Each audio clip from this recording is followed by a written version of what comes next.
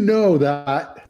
So the next big question that we have today are we entering into a real estate crash? Your guess is as good as mine because we might see the market, know the market. We don't know what's going on. Nobody can tell you what's going to happen. I've been waiting for a crash since 2018. We haven't seen the crash. And you know what? You want to know why? You want to absolutely know why? It's because we keep propping up the market. We keep propping the economy. And now we're in affordability problems, and we have prices for everything outpacing the cost of employment or the cost of labor. And it makes it really, really difficult. So what we're seeing now is the market slowing down. We do not have a selling season right now, technically.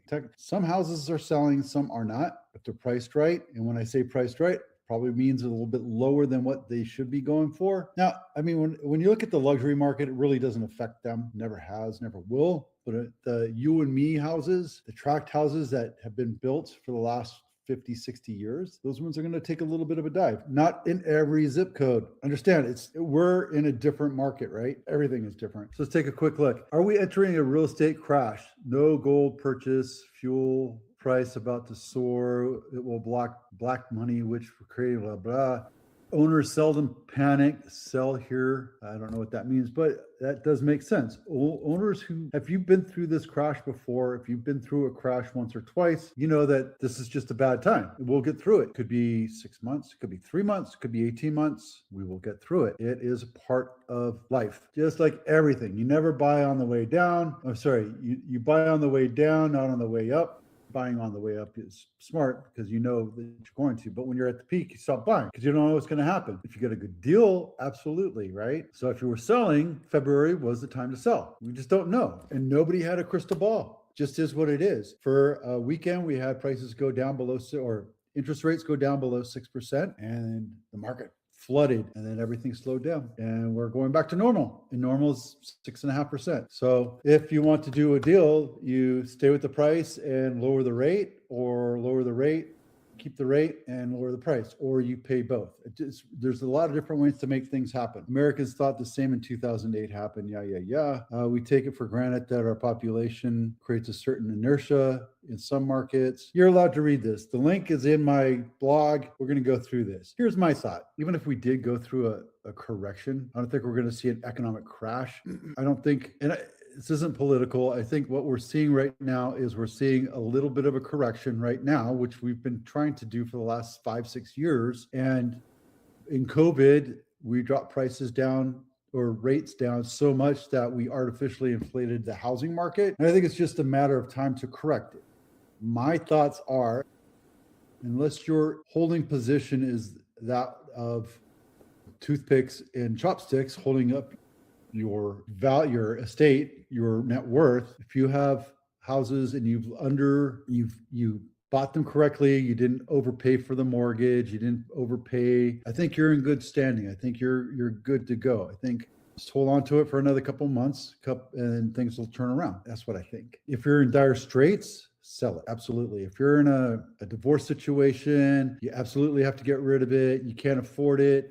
You took over your parents' house and Proposition 13 is screwing you over because you're not making it your primary residence. Sell it. Absolutely sell it, right? There's 1,000 reasons why you should sell it, but there's a lot of good reasons why you should hold on to it too. So if you think the market's going to crash right now, you're not going to get a premium price for your house. I think we're at the premium price, and houses that deserve it will get it, and houses that don't deserve it won't get it. So there you go. If you're thinking about selling, download this inspection checklist and we'll get you started on getting your house ready to sell.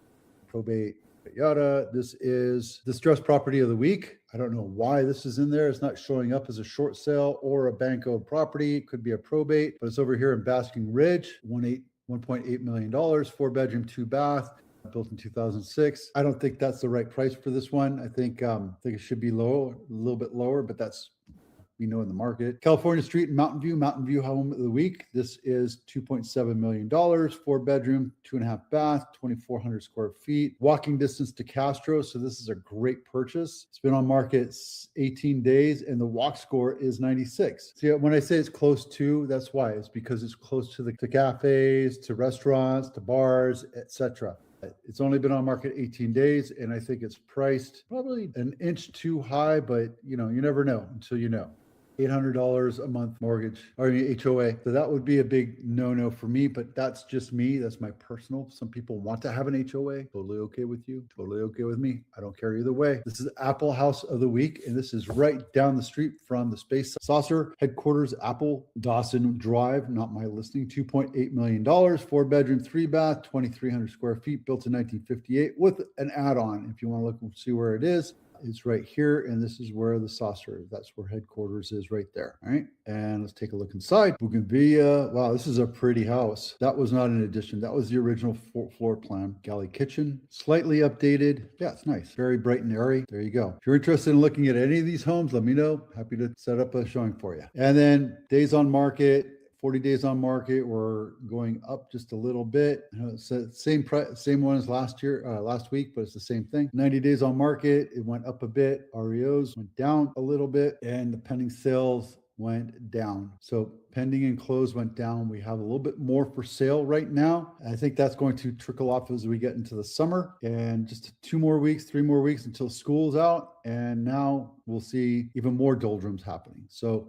Santa Clara County, 1,516 homes for sale. That means we're higher than we have been for a very long time. That's for San Jose. And yeah, 1,516, and then that was the peak May 14th, 1,444 from last year. So there you go. What does that mean? It means we have more homes for sale right now than we had all of last year at any given time. It means the market's slowing. Pending sales, we're down just a trickle, but I think this is good and healthy for right now. I think we're a lot less than what we need to be. And last year, you can't really compare last year because we're still short on inventory last year. So that was a little different. And then back on market is 90 homes back on market. This is all in, not just last week. These are all the last 7 days. The last 7 days we had 11 houses withdrawn, 6 expired, and 59 canceled. This is 0 to 7. 7 days. We had almost 60 houses cancel out of frustration. So are we going to see a crash? I don't know if we're going to see a crash. I think we're going to see